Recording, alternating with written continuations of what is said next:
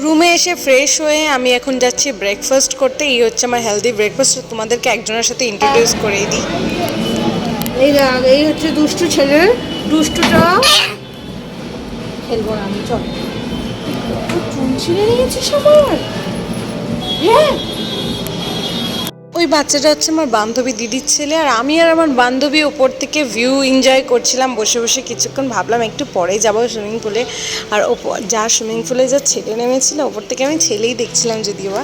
তারপর কিছুক্ষণ ভাবার পরে ভাবলাম যে এবার আমি নেমেই যাই, তো নেমে পড়েছি। আমি তো ভীষণ এনজয় করেছি, ভীষণ। আমি সাঁতার পারি, আমার কোনো সমস্যা নেই। আমি মানে জলে নামতেও আমার খুব ভালো লাগে। আর আমার বান্ধবীকে আমি অনেকবার বলেছিলাম তুইও নাম, তুইও আয়, মজা পাবি। ও কিছুতেই নামেনি। এক তো ট্যান পড়ার ভয়, আর দুই হচ্ছে ও সাঁতার পারে না, আর হাইটটাও শর্ট, জলে নামলেও ডুবে যাবে। কারণ আমার হাইটেই দেখো, আমারই গলা অবধি জল, তো ও কতটা ওর কতটা হবে।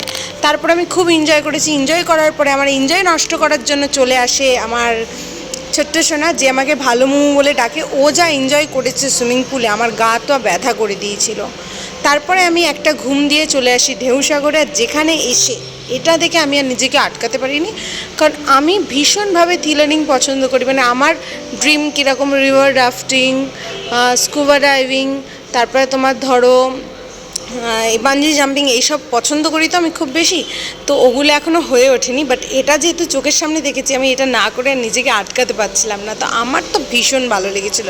আর এটার একটা ঘটনা আছে, সেটা হচ্ছে এটা একটা ছেলের, মানে আমি টিকিট কাটতে যাই, তো একটা ছেলে এসে বলে যে আমি টিকিটটা কেটেছি কিন্তু আমি সাহস পাচ্ছি না উঠতে, তো এই টিকিটটা যদি আপনি নিয়ে নেন। তা আমি ভাবলাম ঠিক আছে আমি নিয়ে নিই টিকিটটা, বলে আমি ওর থেকে টিকিটটা নিয়ে আমিই উঠে গেছি।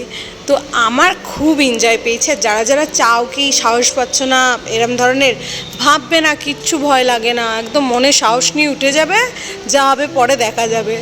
তো ঢেউসাগরে, এটা দীঘার ঢেউসাগরে এসেছিলাম। তারপরে আমি এখান থেকে বেরিয়ে একটু গেছিলাম হচ্ছে সমুদ্রে অন্ধকারে, যেহেতু ঘুমিয়ে পড়েছিলাম দুপুরবেলা, তো বিকেলের সমুদ্রে আর আসা হয়নি, তাই রাতেই এসেছিলাম।